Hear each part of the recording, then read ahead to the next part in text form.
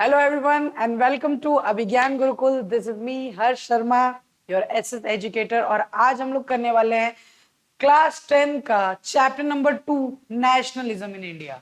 Nationalism in India, national movements आप लोगों ने पढ़ा हुआ है, ग्रेड 8 में पढ़ा हुआ है, सारी चीजें आपको पता है, बट इसमें हम डिटेल में पढ़ने वाले हैं.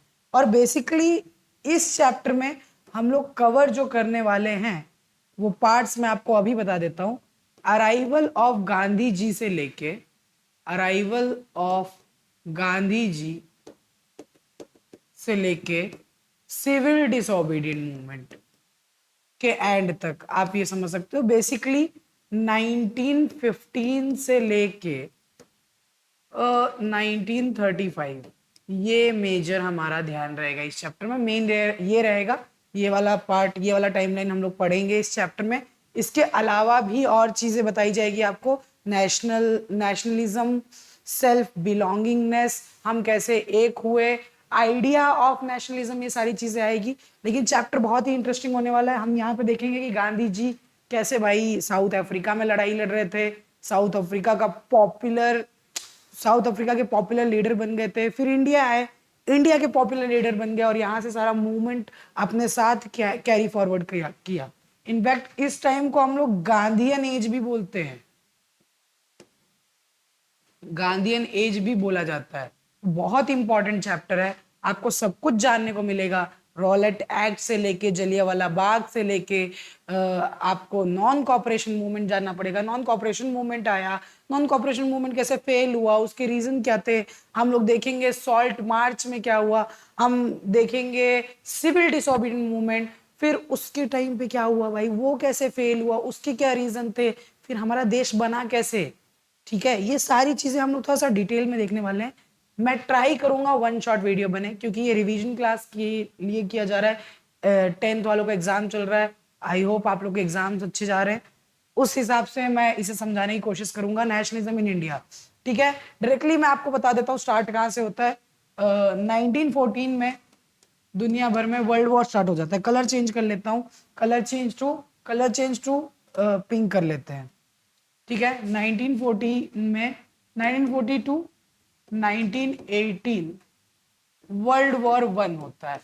ये भी कलर अच्छा नहीं लग रहा मुझे, और कोई दूसरा सजेशन दो. येलो ट्राई करते हैं. ठीक है, इस टाइम पे वर्ल्ड वॉर 1 हुआ और 1940 से 1918 के बीच में इंडिया की सिचुएशन बहुत खराब हुई.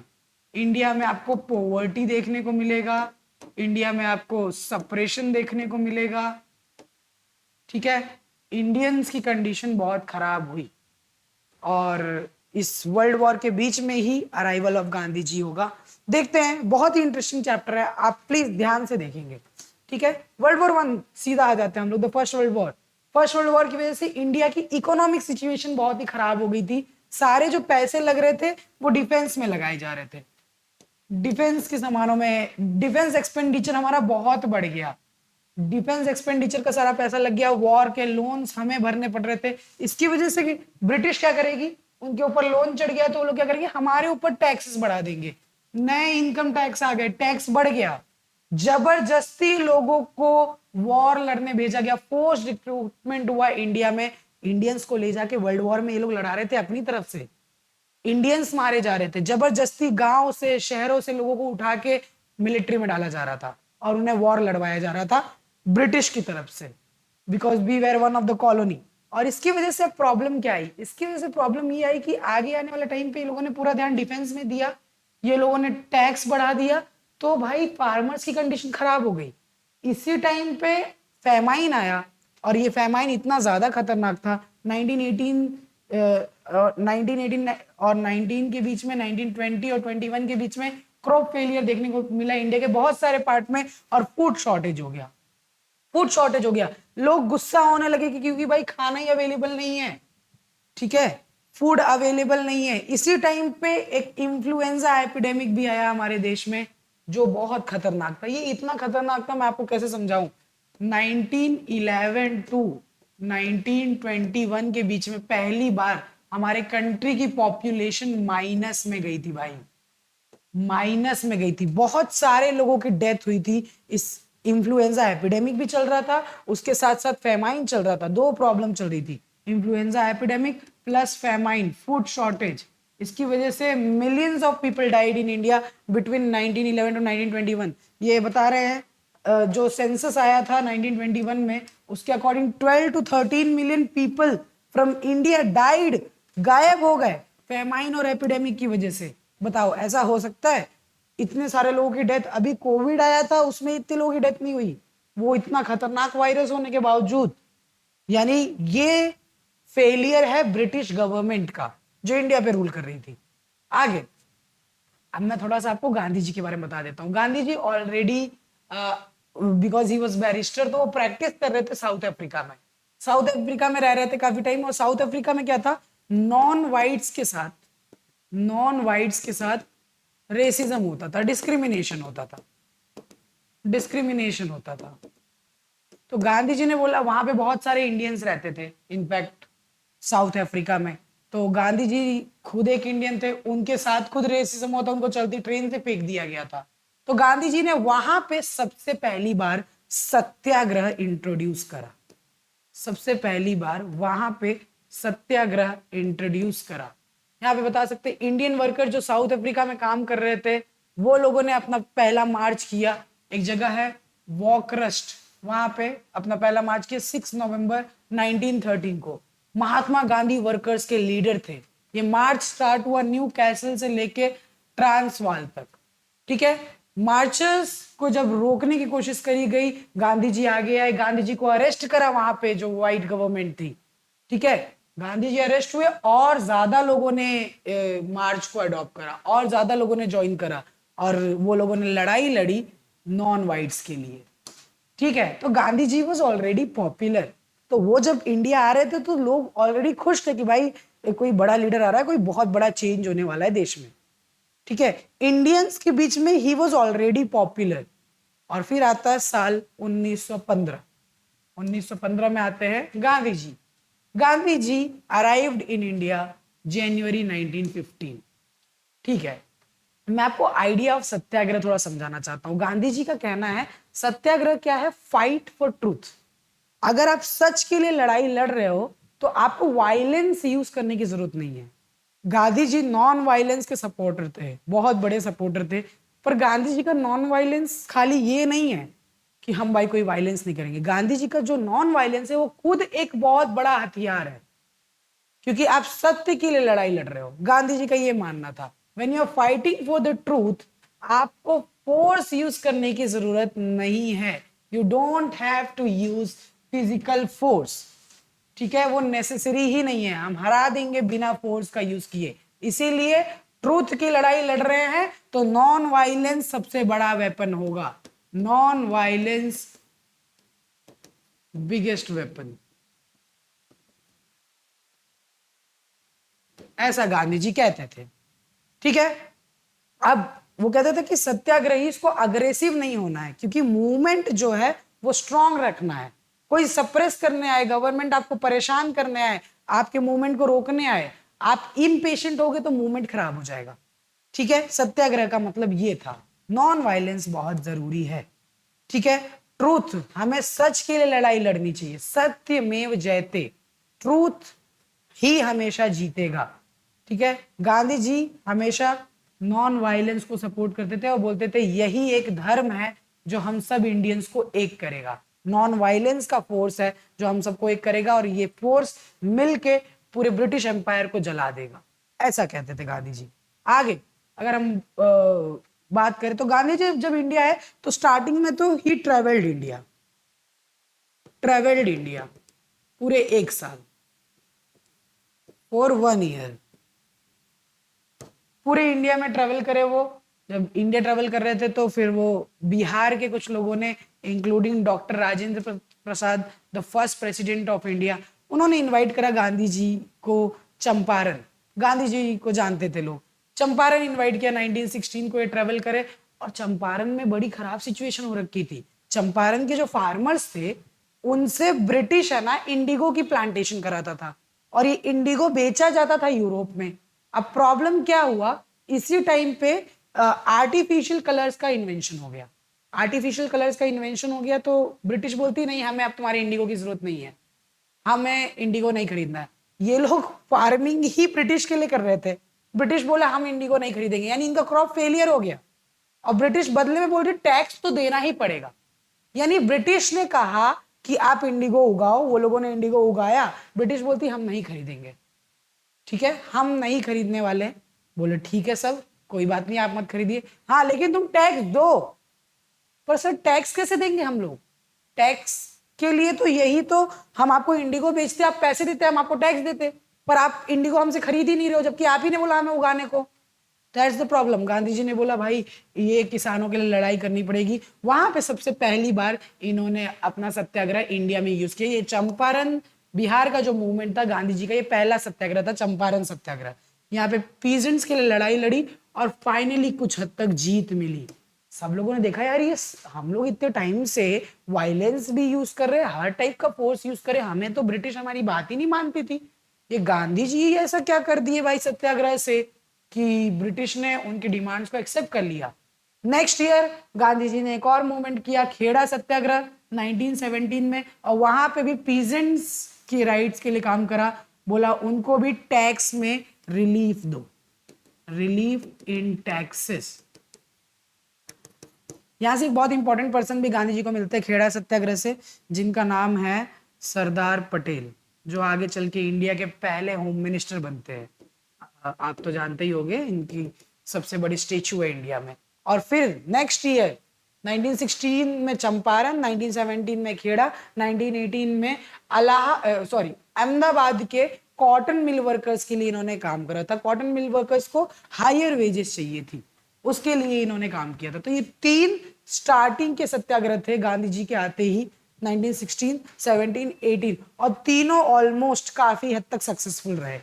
ये तीन सत्याग्रह की वजह से गांधी जी भाई हीरो बन गए इंडियंस के बीच में, कि यार देयर इज अ पर्सन जो नॉन वायलेंस का फोर्स यूज करता है सत्य के लिए लड़ाई लड़ने के लिए और जीत जाता है। ये तो बहुत अच्छी बात है, हम इनका साथ देंगे और आजादी पाएंगे इन अंग्रेजों से। ठीक है, आगे अब इंडिया में क्या हुआ, इंडिया में हर जगह पे प्रोटेस्ट होने लग गया था। ठीक है, यानी पॉलिटिकल मूवमेंट होने लग गया था। और पॉलिटिकल मूवमेंट तो हमारा फ्रीडम ऑफ स्पीच है, फ्रीडम ऑफ स्पीच है। और गांधी जी की वजह से तो लोग वायलेंस भी यूज नहीं कर रहे हैं, फ्रीडम ऑफ स्पीच का हम लोग पीसफुल यूज कर रहे हैं। तो ब्रिटिश इसे रोकेगी कैसे भाई? ये सत्याग्रही, इसको रोकना तो पड़ेगा ना ब्रिटिश के अकॉर्डिंग। बोले कि हम कैसे रोकेंगे? रॉलेट एक्ट पास कर दिया इन लोगों ने, रॉलेट एक्ट। रॉलेट एक्ट के अकॉर्डिंग अब ये जिन्हें अरेस्ट करेंगे उन्हें अरेस्ट करके रख सकते हैं ये लोग, उसका कोई ट्रायल भी नहीं करेंगे। किसी भी सत्याग्रही को, किसी भी पर्सन को, पॉलिटिकल एक्टिविस्ट को अरेस्ट कर सकते हैं, उसका ट्रायल नहीं होगा। पहले ट्रायल होता था। ट्रायल क्या होता है आप लोगों को मैं समझा देता हूं।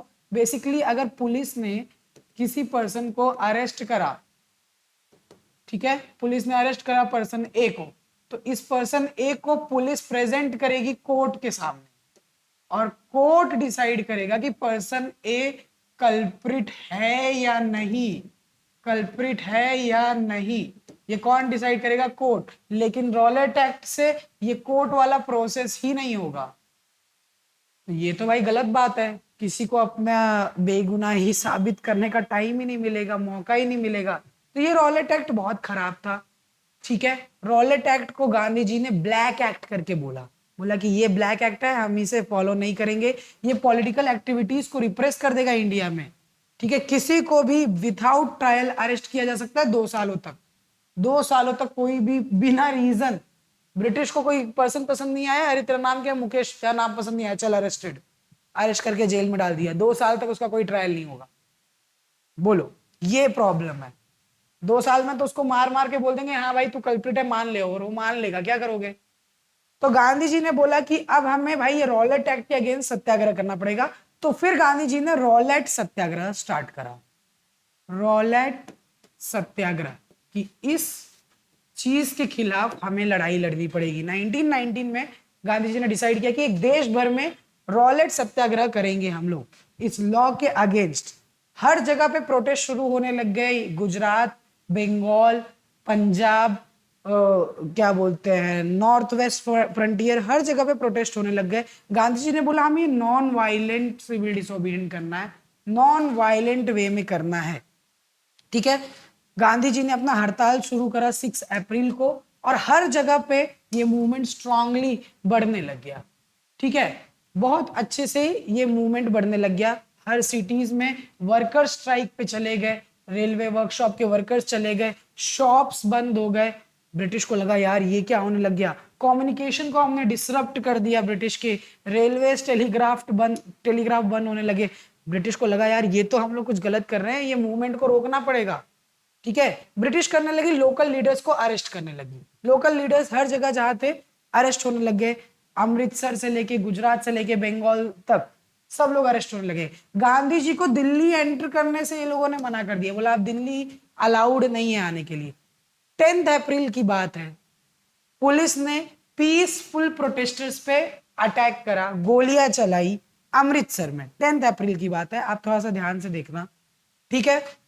लोग बैंक्स, पोस्ट ऑफिसेज और रेलवे स्टेशन पे अटैक करने लगे क्योंकि ब्रिटिश ने गोली चलाई, ठीक है। अमृतसर के अंदर लोग पीसफुली प्रोटेस्ट कर रहे थे, शांति से प्रोटेस्ट कर रहे थे। ब्रिटिश आई, इन पे फायरिंग करने लग गई, जिसकी वजह से इन्हें भी गुस्सा आया और ये ब्रिटिश के पोस्ट ऑफिस, ठीक है, रेलवे स्टेशन और जितने भी गवर्नमेंट ऑफिसेस थे उन पे तोड़फोड़ करने लगे। तो ब्रिटिश बोलती है कि अरे यार ये तो अमृतसर में अनरेस्ट हो रहा है। अमृतसर में उन्होंने मार्शल लॉ लगा दिया। मार्शल लॉ क्या होता है मैं बताता हूँ। अगर कंट्री के अंदर कुछ भी प्रॉब्लम चल रहा है तो पुलिस रिस्पॉन्सिबल होती है, पुलिस का लॉ चलता है जिसके अंदर ट्रायल वगैरह सब आता है। अमृतसर में इन्होंने मार्शल लॉ लगा दिया, यानी यहाँ पे अब शांति लाने के लिए मिलिट्री रिस्पॉन्सिबल है, आर्मी रिस्पॉन्सिबल है। देश के अंदर आर्मी आ गई है इन्हें शांत कराने के लिए। आर्मी के पास बहुत सारे राइट्स होते हैं दोस्तों, आर्मी कुछ भी कर सकता है। आर्मी ये नहीं देखेगा कि कौन है, इसने कोई गलती करी है कि नहीं। आर्मी किसी को भी गोली मार सकता है क्योंकि उसके पास मार्शल लॉज है। मार्शल लॉ इम्पोज कर दिया और जनरल डायर को कमांड दिया उसका, और यहां से जो होने वाला है वो हिला के रख देगा आपको। इतनी बड़ी प्रॉब्लम है ये, मैं आपको समझाता हूँ। यहां से शुरू होता है इंडिया का सबसे बड़ा उस टाइम का प्रॉब्लम, बहुत बड़ा मैसेकर। मैं थोड़ा सा आपको समझाना चाहता हूँ। ये देख रहे हो आप, ये सारे आर्मी वाले, मार्शल लॉ लग गया। घर के बाहर कोई नहीं आ सकता है, कोई इकट्ठा नहीं हो सकता है कहीं पे भी। ब्रिटिश सोल्जर्स हर जगह लगे हुए थे। इसी टाइम पे क्या होता है, अमृतसर में 2 बड़े लीडर्स थे। एक का नाम था डॉक्टर सत्यपाल और एक का नाम था डॉक्टर खिचलू। ये दोनों को ब्रिटिश अरेस्ट कर लेती है, ठीक है। ब्रिटिश इन दोनों को अरेस्ट कर लेती है। ये दोनों को ब्रिटिश अरेस्ट कर लेती है। तो इनके प्रोटेस्ट में, क्योंकि ब्रिटिश ने इन दोनों को अरेस्ट किया है, तो इनके प्रोटेस्ट में यहाँ पे मैं आपको बता देता हूँ, गोल्डन टेम्पल है, आपको पता होगा गोल्डन टेम्पल। गोल्डन टेम्पल के पास ही एक बड़ा सा मैदान है, ठीक है। ये आप एक मैदान देख सकते हो, इसका शेप कुछ ऐसा है। ये यहाँ से एंट्रेंस है और यहाँ से 3 बड़ी वॉल्स है, बीच में एक कुआं है। लोग यहाँ पे ना बैसाखी का फेयर मनाने आते हैं। उस टाइम पे बहुत सारे बच्चे, बूढ़े, औरतें, आदमी यहाँ पे शांति से बैसाखी का फेयर मनाने आए थे। और बहुत सारे लोग डॉक्टर सत्यपाल और डॉक्टर किचलू के अरेस्ट के खिलाफ प्रोटेस्ट करने आए थे यहाँ पे शांति से। शांति से ये लोग यहाँ पे प्रोटेस्ट करने आए थे। बहुत सारे लोगों को पता ही नहीं था यहाँ प्रोटेस्ट चल रहा है। वो लोग तो बैसाखी का फेयर मनाने आए थे भाई साहब, बैसाखी का फेयर मनाने आए थे। वो जो जनरल डायर है उसे ये बात पता चलती कि ये लोग यहाँ इकट्ठा हुए। आपको मैंने बताया मार्शल लॉ इम्पोज्ड है अमृतसर के अंदर। वो अपनी एक आर्मी की ट्रूप लेके आ जाता है और यहाँ पे उन सबको खड़ा कर देता है लाइन से। ये लोग निहत्थे लोग हैं, इनमें से बहुत को पता भी नहीं है कि ये क्या हो रहा है यहाँ पे। बहुत सारे लोग तो बैसाखी का मेला देखने आए हैं।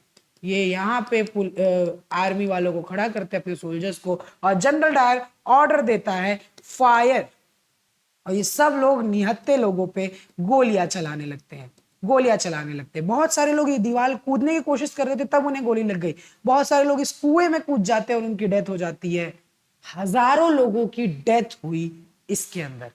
ब्रिटिश ने नंबर बताया खाली 379 लोगों की डेथ हुई, बट हजारों लोगों की डेथ हुई। ये जो जगह था, ये जो पार्क है, इसको हम लोग बोलते हैं जलियांवाला बाग। क्या बोलते हैं? जलियांवाला बाग। ठीक है, और इस पूरे इंसिडेंट को जलियांवाला बाग मैसेकर बोला जाता है। ठीक है, आगे वाले पेज में यही है हमारे पास। 13 अप्रैल की बात है, जलियांवाला बाग इंसिडेंट होता है, जो मैंने अभी आपको समझाया। जलियांवाला बाग के ग्राउंड में लोग इकट्ठा होते हैं to protest against the arrest of Dr. Satyapal and Dr. Khichlu. Many of them were there to just celebrate the annual fair of Baisakhi. There were children, there were women, there were elder people who were unaware of what was happening here. And there were also satyagrahis who were peacefully protesting against the martial law and the arrest of Dr. Satyapal and Khichlu. कुछ लोग protest करने आए थे, जैसे मैंने बताया आपको, और कुछ लोग बैसाखी का फेयर मनाने आए थे बेचारे। ठीक है, being from outside the city many villages were unaware कि यहाँ पे मार्शल लॉ इम्पोज्ड है बहुत, क्योंकि मार्शल लॉ इम्पोज था अमृतसर के अंदर, और ये बैसाखी का मेला सेलिब्रेट करने लोग गांव से आते हैं, उन्हें पता ही नहीं था। जनरल डायर एंटर करता है, जो मैंने आपको बताया, एग्जिट पॉइंट को ब्लॉक कर लेता है और उन लोगों में गोली चला लेता है, जिसकी वजह से सैकड़ों लोगों की डेथ होती है। ठीक है, ये जो इंसिडेंट हुआ था ना, ये जलियांवाला बाग इंसिडेंट, ये गांधी जी को और कांग्रेस को, ये सबको शूक करके रख देता है कि यार हम ब्रिटिश पे बिल्कुल ट्रस्ट नहीं कर सकते, बिकॉज उनको हमारे लाइफ की बिल्कुल कदर है ही नहीं भाई। ठीक है, अब हमें मूवमेंट बढ़ाना पड़ेगा, कोई एक बड़ा मूवमेंट लेके आना पड़ेगा, ये जलियांवाला बाग इंसिडेंट का बदला लेना पड़ेगा, ब्रिटिश को यहां से भगाना पड़ेगा। कैसे होगा ये? तो गांधी जी को एक बड़ा मूवमेंट स्टार्ट करना था, और इसके लिए एक बहुत इंटरनेशनल सिचुएशन बहुत अच्छी सी मिल गई थी हमको ऑलरेडी। मैं आपको समझाता हूँ यहाँ पे। वर्ल्ड वॉर वन जो हुआ था, वर्ल्ड वॉर वन आपको याद होगा 1914 से लेके 1918 के बीच में वर्ल्ड वॉर हुआ था। इसमें जो मेन कंट्री फाइट कर रही थी, वो एक साइड ब्रिटेन और फ्रांस थी, और दूसरी साइड जो थी वो आप ऑटोमन एम्पायर ले लो, ऑटोमन एम्पायर, जिसमें टर्की आती है मेन कंट्री आज के टाइम की, और आप ले लो जर्मनी। ठीक है, ऑस्ट्रो हंगेरियन एम्पायर, जर्मनी। ठीक है, ये दो, ये समझ लो मेन टीम है वॉर की।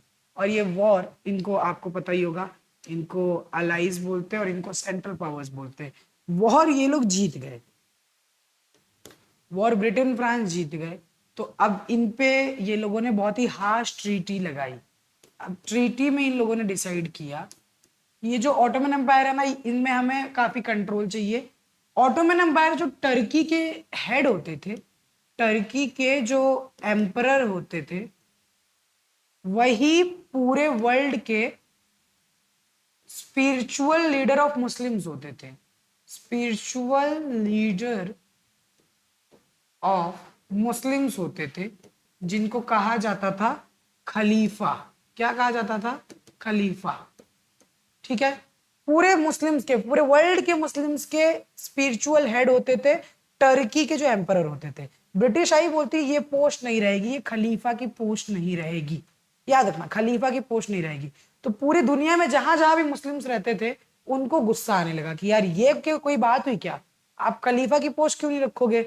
और मुस्लिम्स भाई इंडिया में भी रहते थे, और गांधी जी का मेन एम था कि हिंदू मुस्लिम यूनिटी को बढ़ाया जाए, हिंदू मुस्लिम यूनिटी को बढ़ाया जाए।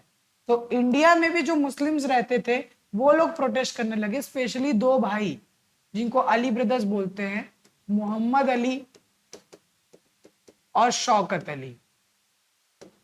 ये दोनों लोग यहाँ पे प्रोटेस्ट करने लगे इसके खिलाफ, और बॉम्बे में इन्होंने एक मूवमेंट की तैयारी करी, जिसको इंडिया में नाम दिया गया खिलाफत मूवमेंट। खिलाफत मूवमेंट। गांधी जी ने सोचा ये अच्छा मौका है, हम खिलाफत मूवमेंट में सपोर्ट करते हैं मुस्लिम्स को। कांग्रेस ने अपना पूरा सपोर्ट दिया, मुस्लिम्स को या अली ब्रदर्स को खिलाफत मूवमेंट में, ताकि आगे एक बहुत बड़ा मूवमेंट लॉन्च हो सके, और गांधी जी वो करते हैं। ठीक है, जिसकी मैं बात कर रहा हूं यहाँ पे, खिलाफत मूवमेंट। महात्मा गांधी अब चाहते थे कि एक बहुत बड़ा ब्रॉड बेस्ड मूवमेंट स्टार्ट हो इंडिया में, जैसा मैंने आपको बताया। और इसके लिए क्या हो सकता है, क्या तरीका है? हिंदूज मुस्लिम्स सबसे इंपॉर्टेंट है भाई, ये दोनों की यूनिटी जरूरी है अगर हमें ब्रिटिश के खिलाफ लड़ना है। ब्रिटिश ऑलरेडी हमें डिवाइड करने की बहुत कोशिश करी है, और इसका एक बढ़िया वे है खिलाफत इशू। खिलाफत इशू मैंने अभी आपको समझाया था थोड़ी देर पहले, वही है खिलाफत इशू। फर्स्ट वर्ल्ड वॉर जब खत्म हुआ तो ऑटोमन एम्पायर जो टर्की का था वो हार गया, और ऐसे र्यूमर्स फैलने लग गए कि अब इन पे खतरनाक ट्रीटी इंपोज होने वाली है। खलीफा जो एम्परर होते हैं ऑटोमन टर्की के, वही स्पिरिचुअल हेड होते हैं पूरे इस्लाम के, पूरे मुस्लिम्स के वर्ल्ड में। और ऐसा सुनने को आने लगा कि ये खलीफा की पोस्ट हटा रही है ब्रिटिश, सुनने को क्या, रियलिटी में। ठीक है, तो इसी को खलीफा की पोस्ट को बचाने के लिए इंडिया में मूवमेंट स्टार्ट हुआ, और एक कमिटी बनाई गई, खिलाफत कमिटी, बॉम्बे में। ठीक है, मार्च 1919 को दो भाई थे, मोहम्मद अली और शौकत अली, उन्होंने इस कमिटी को लॉन्च करा और गांधी जी से डिस्कस करा। गांधी जी ने बोला yes we will give you support. ठीक है, गांधी जी इस खिलाफत मूवमेंट के थ्रू हिंदू मुस्लिम यूनिटी को स्ट्रॉन्ग करना चाहते थे। ठीक है, खिलाफत मूवमेंट स्टार्ट हो गया, खिलाफत मूवमेंट भाई स्टार्ट हो गया इंडिया में। और इसकी वजह से हुआ क्या, अब समझो। गांधी जी है ना खिलाफत मूवमेंट में सपोर्ट देने वाले हैं। अब जलियांवाला बाग जो हुआ था इंसिडेंट, मैंने आपको समझाया, लोगों को उसके खिलाफ बहुत गुस्सा था, लोग वायलेंस पे उतर आए थे। जलियांवाला बाग जब पहुंचा, नॉर्थ इंडियंस पागल हो गए थे भाई, कि आप ऐसा कुछ कैसे कर सकते हो हमारे देश में। हर जगह स्ट्राइक होने लगी, पुलिस से लड़ाई होने लग गई, गवर्नमेंट बिल्डिंग पे अटैक हुए, और ब्रिटिश को और गुस्सा आया, वो लोगों ने इसे रोकने की कोशिश करी, हमें गोली मारा, लोगों को, सत्याग्रही को force to rub their nose on the ground, street में क्रॉलिंग करवाई। ठीक है, सलाम करवाया जितने भी ऑफिसर्स थे उनको। इनफैक्ट ऐसे ऐसे गांव थे, गुजरान वाला पंजाब में एक गांव है जो आज पाकिस्तान में, वहां पे तो ऐसा बोलते हैं कि जलियांवाला बाग से भी खतरनाक, पूरे गांव को गोली मार दी थी ब्रिटिश ने। ठीक है, गांधी जी ने इतना ज्यादा वायलेंस देखा तो बोला ठीक है, रॉलेट सत्याग्रह को हम लोग यहीं पे रोक देते हैं। अब कोई बड़ा सत्याग्रह करना है जो कि खिलाफत मूवमेंट के साथ होगा। ठीक है, खिलाफत मूवमेंट में उधर गांधी जी ने सपोर्ट दिखा दिया है, और उस मूवमेंट के साथ, वो मूवमेंट चल रहा है, उसके साथ एक बड़ा मूवमेंट फोल्ड करेंगे, जिसे हम लोग नाम देंगे non cooperation movement. Non cooperation movement, Gandhi ji ने अपनी बुक में लिखा हुआ था कि ब्रिटिश इंडिया में रूल ही इसलिए कर पा रही क्योंकि हम उनके साथ कॉपरेट कर रहे हैं, इंडियन सपोर्ट कर रहे हैं ब्रिटिश को, इसीलिए ब्रिटिश इंडिया में रूल कर पा रही है। अगर हम लोग अपना सपोर्ट हटा दे तो ब्रिटिश नहीं हम पे रूल कर पाएगी। कि ब्रिटिश की आर्मी में कौन जॉब करता है, इंडियंस। ब्रिटिश की पुलिस में कौन है, इंडियंस। ब्रिटिश के कोर्ट में कौन काम कर रहा है, कौन लॉयर्स काम कर रहे हैं, इंडियन लॉयर्स काम कर रहे हैं। ब्रिटिश के स्कूल्स में कौन टीचर्स है, इंडियन। ब्रिटिश के कॉलेजेस में प्रोफेसर कौन है, इंडियन। स्टूडेंट्स कौन है, इंडियन। ये पूरा जो ब्रिटिश सिस्टम इंडिया में काम कर रहा था वो इंडियंस की कॉपरेशन की वजह से हो रहा था। हमें बस अपना कॉपरेशन हटा लेना है, हम पार्टिसिपेट नहीं करेंगे ब्रिटिश के साथ। जिसको जो भी अवार्ड मिला है, जिसको जो भी प्राइज मिला, सब लौटा दो। गांधी जी ने ये नाम दिया नॉन कॉपरेशन मूवमेंट को। ठीक है, ये था नॉन कॉपरेशन मूवमेंट। सबको अपने टाइटल्स को सरेंडर कर देना है। ठीक है, जो भी ब्रिटिश ने अवार्ड दिया है उसे लौटा देना है। ब्रिटिश की सिविल सर्विसेज को छोड़ देना है, ब्रिटिश की आर्मी को, पुलिस को, कोर्ट को, इनफैक्ट उनकी काउंसिल्स को सब छोड़ देना, उनके स्कूल्स को छोड़ देना, कॉलेजेस को छोड़ देना। ब्रिटिश की गुड्स, ब्रिटिश के जो क्लोथ्स थे जो इंडिया में बिकते थे, ये सब यूज नहीं करना है। हम स्वदेशी चीजें अपनाएंगे। इनफैक्ट इसी को स्वदेशी मूवमेंट भी कहा जाता है। ठीक है, हम इंडियन गुड्स अपनाएंगे, फॉरेन गुड्स नहीं अपनाएंगे। ठीक है, और अगर गवर्नमेंट ने कुछ करने की कोशिश करी, हमें रोकने की कोशिश करी, तो हम एक और बड़ा फुल फ्लेजेड सिविल डिसोबीडियंट लेके आएंगे। ठीक है, 1920 के समर में ये सारी चीजें चल रही थी। गांधी जी ने वैसे भी मोहम्मद अली और शौकत अली वाला जो मूवमेंट था, खिलाफत मूवमेंट, उसमें सपोर्ट दिखा दिया था। अब नॉन कॉपरेशन को स्टार्ट करने की बारी थी। नॉन कॉपरेशन का जो रिजोल्यूशन है वो नागपुर सेशन 1920 में साइन हो जाता है कि नवंबर 1920 में कि अब हम लोग साइन करेंगे, मूवमेंट स्टार्ट करेंगे। ब्रिटिश ने इसी टाइम पे काउंसिल इलेक्शंस अनाउंस कर दिए थे, बोले कि भाई इलेक्शन लड़ो और जो बात है वो सीधा करो। गांधी जी ने बोला नहीं नहीं, हमें मूवमेंट नहीं रोकेंगे, ये मूवमेंट चलेगा। नॉन कॉपरेशन मूवमेंट स्टार्ट होगा। सितंबर से दिसंबर के बीच में कांग्रेस के बीच में खुद काफी लड़ाई हुई। कांग्रेस के अंदर बहुत सारे लोग बोल रहे थे कि भाई इलेक्शन लड़ लेते हैं, इलेक्शन इंपॉर्टेंट है, मूवमेंट बाद में देखेंगे, मूवमेंट बाद में देखेंगे। ये काफी टाइम टसल चलने के बाद फाइनली नॉन कॉपरेशन प्रोग्राम को अडॉप्ट किया जाता है, जो गांधी जी ने कहा था नॉन कॉपरेशन मूवमेंट स्टार्ट करेंगे। नॉन कॉपरेशन मूवमेंट खिलाफत मूवमेंट के साथ स्टार्ट हुआ जनवरी 1921 में, काफी डिबेट के बाद कांग्रेस के अंदर, ठीक है। और सब बहुत सारी सोशल ग्रुप इस नॉन कॉपरेशन में पार्टिसिपेट करती है। मैं आपको बता देता हूं, इस मूवमेंट में सबको चाहिए था स्वराज, हमें आजादी चाहिए थी, ठीक है। अब अगर मैं बता दूं, हम इसे नॉन कॉपरेशन को अलग अलग फॉर्म में पढ़ेंगे। हाँ, टाउन्स में कैसा हुआ, सिटीज में कैसा हुआ, अर्बन एरिया में कैसा हुआ, रूरल एरिया में कैसा हुआ, बेसिकली दो, ठीक है। तो हम यहाँ पे देख सकते हैं टाउन्स में मिडिल क्लास जो था वो एजुकेटेड पीपल थे, सिटीज में ये लोगों ने पार्टिसिपेट किया और बहुत सारे हजारों स्टूडेंट ने स्कूल छोड़ दिए, कॉलेजेस छोड़ दिए, हेड मास्टर्स ने, टीचर्स ने अपनी पोस्ट से रिजाइन कर दिया, लॉयर्स ने बोला कि अब हम प्रैक्टिस नहीं करेंगे, काउंसिल इलेक्शन को बॉयकॉट कर दिया गया बहुत सारे, मोस्ट ऑफ द प्रोविंस में, ठीक है। फॉरेन गुड्स को बॉयकॉट किया, फॉरेन क्लोथ्स को पब्लिकली जलाया गया, हम यूज नहीं करेंगे। लिकर शॉप को पिकेट किया गया, लिकर शॉप में किसी को जाने ही नहीं दे रहे थे, वही होता है पिकेटिंग ऑफ लिकर शॉप, ठीक है। हम बॉयकॉट करेंगे, ब्रिटिश क्लोथ्स जो ब्रिटेन से आए हैं उसे यूज नहीं करेंगे, इंडियन क्लोथ्स यूज करेंगे, खादी के कपड़े। गांधी जी ने इसी टाइम पे चरखा को एक सिंबल बनाया, ठीक है। इंडियन टेक्सटाइल मिल्स को वापस से हम रिवाइव करेंगे, जो ब्रिटिश के बिजनेस की वजह से खत्म हो गए थे। हैंडलूम्स को वापस रिवाइव करेंगे। याद रखना है, बहुत इंपॉर्टेंट पार्ट है। ये सिटी में मूवमेंट बहुत स्ट्रांगली चलने लगा, ठीक है। लेकिन अब मैं एक बात बताता हूं आपको, अगर हम लोग खादी का कपड़ा यूज करेंगे तो खादी का कपड़ा जो होता है वो हैंडलूम है, मैनुअली बनता है, हाथ से इंसान काम करता है तब बनता है। एक खादी का कपड़ा बनाने का जो कॉस्ट होगा वो ज्यादा होगा, लेट सपोज 100 रुपीज होता है। और ब्रिटिश के जो कपड़े बनते हैं, ये खादी का एक कपड़ा बनाने में आपको 1-1.5 घंटा लग जाएगा, 2 घंटा लग जाएगा। उतनी देर में तो ब्रिटिश सेम, उनकी जो मशीन थी इंडस्ट्रियल रेवोल्यूशन की वजह से, मशीन से 1 घंटे में कम से कम ऐसे 100 कपड़े बना सकते हो, तो ये ज्यादा सस्ता पड़ता था।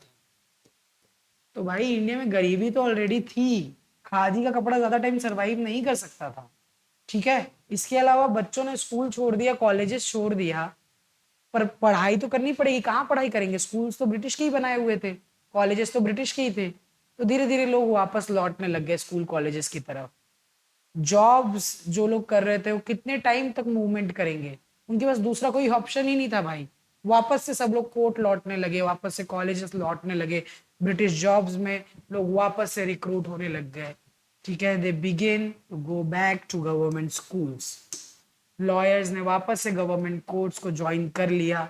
और क्योंकि हमारे पास दूसरा कोई ऑप्शन नहीं था, हमारे पास अल्टरनेटिव इंस्टीट्यूशन होना चाहिए ना। बच्चों को आपने स्कूल से निकाल लिया, पर अब वो लोग कहाँ पढ़ेंगे, कितने टाइम तक मूवमेंट करेंगे, कितने साल तक, ये नहीं हो सकता। हमारे पास दूसरा ऑप्शन होता तो वहां चले जाते लोग।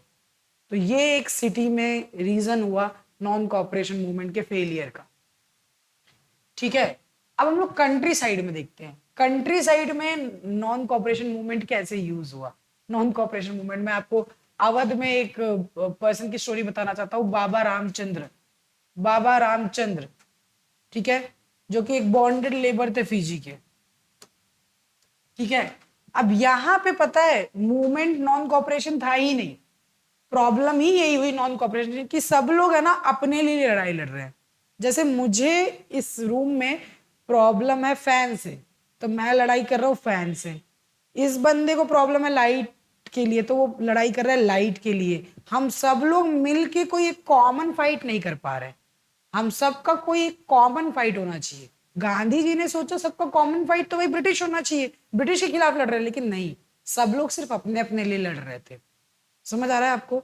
जैसे कंट्री साइड में मैंने आपको समझाया, यहाँ पे जो एजिटेशन हो रहा था वो लैंड में जो टैक्स लगे थे, लैंड में जो हाई रेंट लगे थे उनके खिलाफ हो रहा था। और ये हाई रेंट हाई टैक्स ले कौन रहा था? Indian landlords. तो गांव में जो अमीर किसान थे, इंडियन लैंडलॉर्ड्स थे, इंडियन लैंडलॉर्ड्स थे, इन्हीं के खिलाफ तो लड़ाई शुरू करी नॉन कॉपरेशन समझ के गांव वालों ने। नॉन कॉपरेशन मूवमेंट इनका, इनके खिलाफ लड़ाई था, इंडियन लैंडलॉर्ड्स के खिलाफ। तो इंडियन लैंडलॉर्ड्स कभी भी दोस्त नहीं बन पाएंगे स्मॉल पीजेंट्स के, छोटे किसानों के। तो ये इंडियन इंडियन ही एक नहीं होंगे, मूवमेंट कैसे सक्सेसफुल होगा भाई? ठीक है, बीगर की प्रॉब्लम को सॉल्व करना है, बंधुआ मजदूरी को सॉल्व करना है। बिना किसी पेमेंट के वो लोग लैंडलॉर्ड्स अपने फार्म में काम करवाते थे लाइफ टाइम, उसको बीगर बोलते हैं। ये बाबा रामचंद्र नॉन कॉपरेशन मूवमेंट का यूज करके बीगर हटाना चाहते थे। ब्रिटिश वो सेकेंडरी। ठीक है, इनके हिसाब से ये जो ब्रिटिश इनके लगाए हुए हाई टैक्स है वो हटाना है हमें, बीगर की प्रॉब्लम को सॉल्व करना है। ठीक है, और लैंडलॉर्ड की जो ऑपरेशन है उसे सॉल्व करना है, जो कि सही बात है, बट इस टाइम पे ब्रिटिश से लड़ना ज्यादा इंपॉर्टेंट हो सकता था। ठीक है, बहुत सारी जगह पे नाई धोबी बंद अनाउंस हुआ। ठीक है, पंचायत अनाउंस हुए और लैंडलॉर्ड्स के यहाँ पे लोगों ने काम करने से मना कर दिया। इनफैक्ट बार्बर्स और वॉशरमैन ने भी बोले हम ये लैंडलॉर्ड्स के यहाँ पे काम नहीं करेंगे। अवध किसान सभा ऑर्गेनाइज करी, जवाहरलाल नेहरू आए भाई इसे सॉल्व करने के लिए कि ये इंडियन इंडियन आपस में लड़ रहे हैं। जवाहरलाल नेहरू आए और अवध किसान सभा उन्होंने ऑर्गेनाइज करी। ठीक है, बाबा रामचंद्र के साथ मिलके अवध किसान सभा स्टार्ट करी। अब जिससे जवाहरलाल नेहरू ने ट्राई करा कि यहाँ के किसानों की लाइफ बेटर हो। ठीक है, किसानों की लाइफ बेटर हो, लेकिन धीरे धीरे लोगों को लगने लगा कि यार ये जो रिच लैंडलॉर्ड्स थे वो बहुत हेल्प करते थे मूवमेंट में, तो उन्हें लगने लगा कि ये कांग्रेस तो किसानों की हेल्प कर रहा है और ये किसान हमारे खिलाफ लड़ाई कर रहे हैं, तो ये कांग्रेस को सपोर्ट देना चाहिए या नहीं देना चाहिए? सेंस नहीं बनाता। ठीक है, मूवमेंट जैसे आगे बढ़ने लग गया, तालुकदार और मर्चेंट्स के घरों पे अटैक किया इन किसानों ने, बाजार को लूटा, ग्रेन को होर्ड किया, जो होर्डेड ग्रेन्स थे उसे लिया, सॉरी। ठीक है, लोकल लीडर्स ने पीजेंट्स को बोला कि गांधी जी ने ये डिक्लेयर करा है कि पूरा लैंड इन गरीबों में बट जाएगा, जबकि गांधी जी ने ऐसा कुछ बोला ही नहीं। अब झूठ झूठ की अफवाहें फैलने लग गई, रिच लैंडलॉर्ड्स गुस्सा होने लग गए कांग्रेस से। महात्मा गांधी का यूज करके अपने अपने जो इनके डिजायर्स थे उसे फुलफिल किया गया, अपने एस्पिरेशंस को फुलफिल किया गया और सिविल डिसोबीडियंट मूवमेंट गया भाड़ में। ठीक है, ये एक बहुत बड़ी प्रॉब्लम थी। ट्राइबल्स के एरिया में भी आपको मूवमेंट देखने को मिलेगा। ट्राइबल्स के साथ ब्रिटिश ने बहुत गलत किया था, उनके जंगलों को छीन के जहाँ पे वो लोग रहते थे, जहाँ पे उनका काम चलता था, उसे रिजर्व फॉरेस्ट घोषित कर दिया और वहां पे उनको जाना ही अलाउड नहीं था। ठीक है, तो मैं आपको एग्जांपल देना चाहता हूँ, ग्यूडम हिल्स के आंध्र प्रदेश में ग्यूडम हिल्स है, वहां पे मिलिटेंट ग्यूरिल्ला मूवमेंट शुरू हो गया 1920s में। ये लोगों ने भी गांधी जी का नाम यूज किया। इसमें एक बहुत इंपॉर्टेंट, मैंने जैसे बताया, लार्ज फॉरेस्ट एरिया को ब्रिटिश ने क्लोज डाउन कर दिया था रिजर्व फॉरेस्ट नाम देके। यहाँ पे एक बहुत फेमस पर्सन है अलूरी सीताराम राजू। ठीक है, बहुत फेमस पर्सन है। इन्होंने बोला हमारे पास स्पेशल पावर है, अब जितनी भी चीजें हैं हम ठीक कर देंगे। अच्छा, ये अलूरी सीताराम राजू है ना, एक तरीके से बाबा जैसे थे, लोग उनको बहुत पूजा करते थे और ये बोलते थे कि मैं है ना प्रेडिक्शन कर सकता हूँ और मैं सब फ्यूचर जानता हूँ, ऐसी ऐसी चीजें बोलते थे। इनको ये कहते थे कि मुझे गोली भी नहीं लग सकती, मेरे पास स्पेशल पावर्स है, ऐसा ही कहते थे। और जो ट्राइबल्स थे वो इन्हें भगवान मानते थे, बोलते ये भगवान के अवतार है भाई। ठीक है, तो अलूरी सीताराम राजू ने इस पावर का यूज किया, लोगों में बताया कि भाई हमें खादी अपनाना चाहिए, गांधी जी ने कहा है बहुत इंपॉर्टेंट चीज है, और ड्रिंकिंग छोड़ देना चाहिए। ट्राइबल्स के बीच में ड्रिंकिंग की बहुत प्रॉब्लम थी, इसे हमें छोड़ देना चाहिए, और अगर हमें आजादी चाहिए तो एक ही तरीका है फिजिकल फोर्स, जबकि गांधी जी ने ऐसा कहा ही नहीं। उन्होंने बोला फिजिकल फोर्स यूज करना पड़ेगा, और फिजिकल फोर्स यूज हुआ, ग्यूरिल्ला मूवमेंट यूज हुआ। ठीक है, ये लोगों ने अटैक किया पुलिस स्टेशंस पे, बहुत सारे ब्रिटिश ऑफिशियल्स को मारने की कोशिश करी, कुछ को मारा भी, फाइनली अलूरी सीताराम राजू को ब्रिटिश ने अरेस्ट किया और इनको फांसी दे दी 1924 में। ठीक है, तो ये आप ट्राइबल्स के बीच में मूवमेंट देख लो। देखो सब लोग है ना, ये civil disobedient sorry non cooperation movement को अपनी तरीके से समझ रहे हैं। इनका ये जो मूवमेंट है इनके लिए है, जैसे कि अपने हिसाब से इस मूवमेंट को ये लोग जस्टिफाई कर रहे हैं, विच इज अ प्रॉब्लम। ठीक है, आगे मूव ऑन करते हैं हम लोग। प्लांटेशन वर्कर्स, जैसे मैं एग्जांपल देता हूं आपको, प्लांटेशन वर्कर वो लोगों का अलग ही था नॉन कॉपरेशन मूवमेंट का अंडरस्टैंडिंग। अभी बेसिकली क्या हुआ था, ब्रिटिश ने ना इनलैंड इमिग्रेशन एक्ट इंट्रोड्यूस किया था 1859 में, जहां पे जो प्लांटेशन वर्कर अलग अलग जगह से आते थे, बिहार से आते थे, पंजाब से आते थे, और आसाम में टी या फिर कॉफी प्लांटेशन में काम करते थे। वो लेबर्स को बाहर जाने का अलाउड ही नहीं था। वो लोग अपने घर अपने गांव वापस नहीं जा सकते थे, परमिशन लेनी पड़ती थी, और परमिशन आसानी से मिलती नहीं थी। ये लोग जब गांधी जी ने नॉन कॉपरेशन मूवमेंट अनाउंस करा, तो ये लोगों को लगा कि यार अब हम लोगों को यहां से आजादी मिलेगी। ये लोग को ये नहीं पता था कि हम ब्रिटिश से लड़ाई कर रहे हैं, इनको ये था कि हमें यहां से आजादी मिलेगी। ठीक है, वर्कर ये लोगों ने अपने हिसाब से इसे समझा, और बहुत सारे लोग बिना परमिशन के वहां से गार्डन्स को छोड़ के चले गए, किसी ने परमिशन लिया नहीं।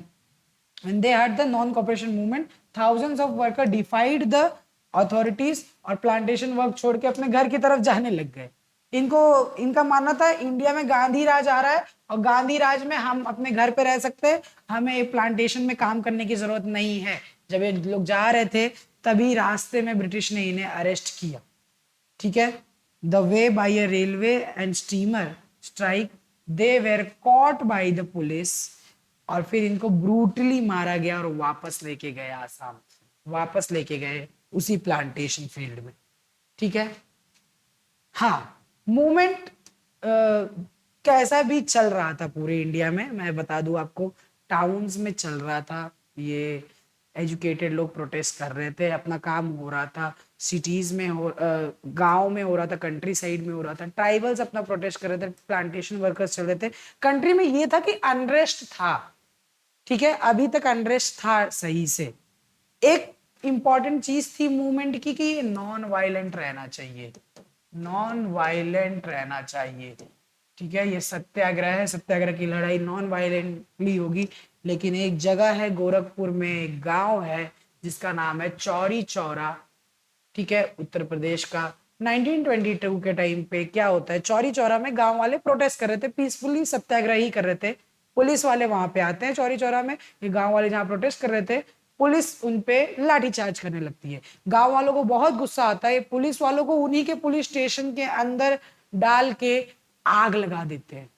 22 पुलिसमैन वेर बर्न्ट अलाइव, जिंदा जला दिया जाता है 22 पुलिस वालों को। आप इस चीज को समझ सकते हो कि ब्रिटिश को इस बात से कितना गुस्सा आया होगा कि इनकी पुलिस वालों को जला दिया भाई। अब ब्रिटिश के पास अच्छा मौका मिल जाएगा कि अब ब्रिटिश कुछ भी यूज कर सकती है, क्योंकि गांधी जी अभी तक पीसफुली प्रोटेस्ट कर रहे थे, हमारे पास फ्रीडम ऑफ स्पीच के हिसाब से हम प्रोटेस्ट कर रहे थे, सत्याग्रह चल रहा था। जब हमने वायलेंस यूज कर दिया तो अब ब्रिटिश भी वायलेंस यूज कर सकती है, और किसी को किसी भी वे में अरेस्ट कर सकती है, किसी को कुछ भी रॉलेट एक्ट यूज कर सकती है, लोगों को जेल में डाल सकती है, मार सकती है। गांधी जी ने बोला भाई मूवमेंट को कॉल ऑफ करना पड़ेगा। Gandhi ji called off movement. ठीक है, 1922 में। तो 1921 की जनवरी में स्टार्ट होता है, और 1922 में चौरी चौरा इंसिडेंट से खत्म हो जाता है नॉन कॉपरेशन मूवमेंट। ठीक है, ये मैं आपको बताना चाहता हूँ। अब नॉन कॉपरेशन गांधी जी ने कैंसिल कॉल ऑफ कर दिया, लोगों को बहुत गुस्सा आएगा भाई, जिन लोगों ने जॉब छोड़ के रखी थी, जो लोग गांधी जी को सपोर्ट करते थे, इंडस्ट्रियलिस्ट सपोर्ट करते थे, वो लोग गुस्सा आएगा क्योंकि गांधी जी ने बिना बताए ऐसे मूवमेंट कॉल ऑफ कर दिया। हो सकता है मुस्लिम्स को भी गुस्सा है, खिलाफत मूवमेंट में गांधी जी ने सपोर्ट दिखाया था और मूवमेंट कॉल ऑफ हो गया, मुस्लिम्स को भी गुस्सा आएगा, ट्राइबल्स को भी गुस्सा आएगा, प्लांटेशन वर्कर्स को भी गुस्सा आएगा, ये जो मिडिल एजुकेटेड मिडिल क्लास है सिटीज में उनको गुस्सा आएगा, लैंडलॉर्ड्स तो ऑलरेडी गुस्सा है। ठीक है, देखते हैं क्या हुआ टूवर्ड्स द सीडीएम। ठीक है, गांधी जी ने क्योंकि विड्रॉ कर लिया था फरवरी 1922 में नॉन कॉपरेशन मूवमेंट, अब उनको ये चाहिए था कि क्योंकि वायलेंस हर जगह पे होने लग गया था और मूवमेंट का कुछ खास मतलब रहा नहीं। ठीक है, बहुत सारे लोग कांग्रेस के अंदर चाहते थे कि वो लोग इलेक्शन लड़े।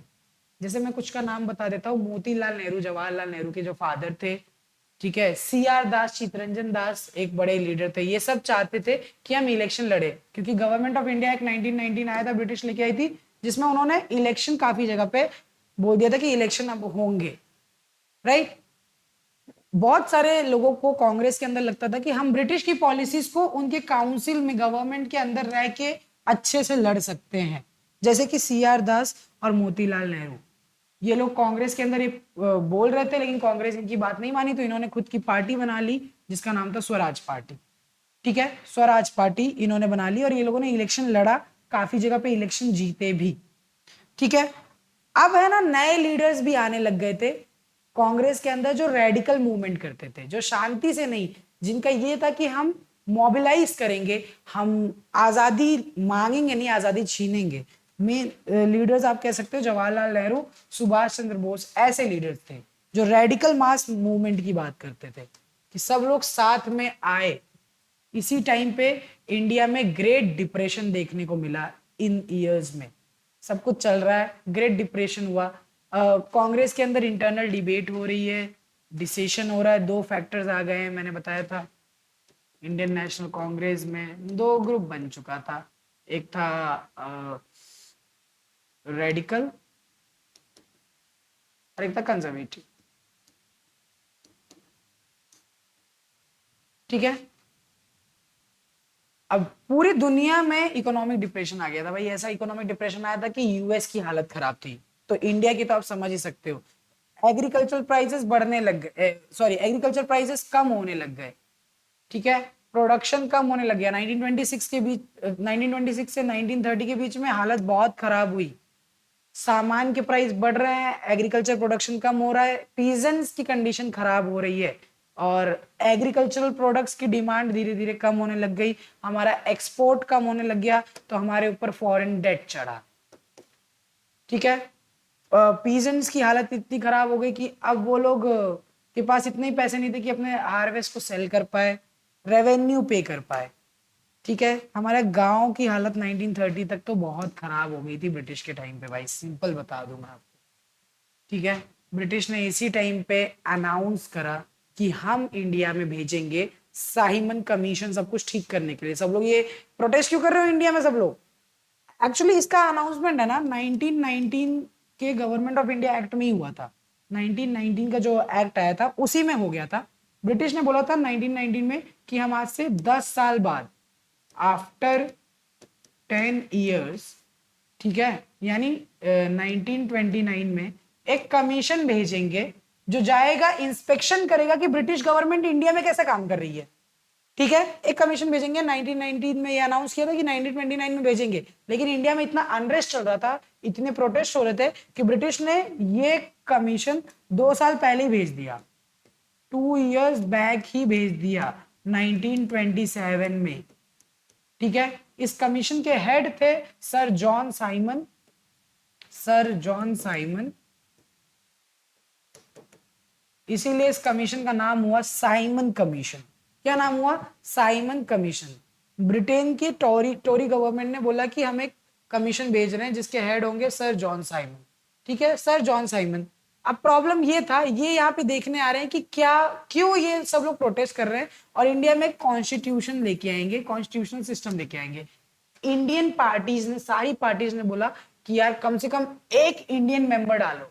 इस कमीशन में एक भी इंडियन मेंबर नहीं था, ये लोग पहली बार इंडिया आ रहे थे, इंडिया के लिए कॉन्स्टिट्यूशन बनाने जा रहे थे और एक भी इंडियन मेंबर नहीं था। हम लोगों ने बोला कि एक इंडियन मेंबर डालो, इन्होंने बोला नहीं नहीं, कोई इंडियन मेंबर नहीं होगा। तो जब साइमन कमीशन इंडिया आया, इसके खिलाफ हम लोग प्रोटेस्ट करने लग गए। ठीक है, Simon commission when arrived in India 1928, 27-28, हम लोगों ने उनको वेलकम किया, go back Simon, black flag से वेलकम करा। वो आए और हम वहीं पे प्रोटेस्ट करने लगे कि साइमन गो बैक साइमन। ऐसी कंडीशन आ गई थी। ठीक है, इसके आगे हम लोग सिविल डिसोबीडियंट मूवमेंट समझेंगे, सिविल डिसोबीडियंट मूवमेंट कैसे स्टार्ट हुआ, ये सारी चीजें जानेंगे। सॉल्ट मार्च के बारे में समझेंगे और हम जानेंगे कि गांधी इरविन के बीच में क्या पैक्ट हुआ, राउंड टेबल कॉन्फ्रेंसेस में क्या हुआ, ये सारी चीजें एक एक करके जानेंगे। फिर हमारा नेशनलिज्म की फीलिंग कैसे डेवलप हुई, बट नेक्स्ट क्लास में। मैं चाह रहा था वन शॉट बने, वन शॉट नहीं बन पाया दोस्तों, ठीक है। हम लोगों ने यहाँ तक करा है, नॉन कॉपरेशन मूवमेंट पूरा डिटेल में हम लोगों ने करा है, साइमन कमीशन तक हमने करा है, बाकी चीजें नेक्स्ट क्लास में। I hope it is clear to you. My name is Harsh Sharma and this is Abhigyan Gurukul. Please like, subscribe, share, follow, comment. Comment करो भाई कि क्या लगा आपको मूवमेंट में, क्या गड़बड़ थी, आप होते तो क्या सही कर सकते थे मूवमेंट में, क्या गांधी जी की गलती थी, गांधी जी ने भाई मूवमेंट कॉल ऑफ कर दिया बिना लोगों से पूछे। ये सारे क्वेश्चंस आ सकते हैं भाई, मैं बच्चा था तो मेरे को ऐसे बहुत सारे क्वेश्चन आते थे। आपको कोई क्वेश्चन आए प्लीज कमेंट सेक्शन में डालो। Will meet in next class. Thank you so much, bye.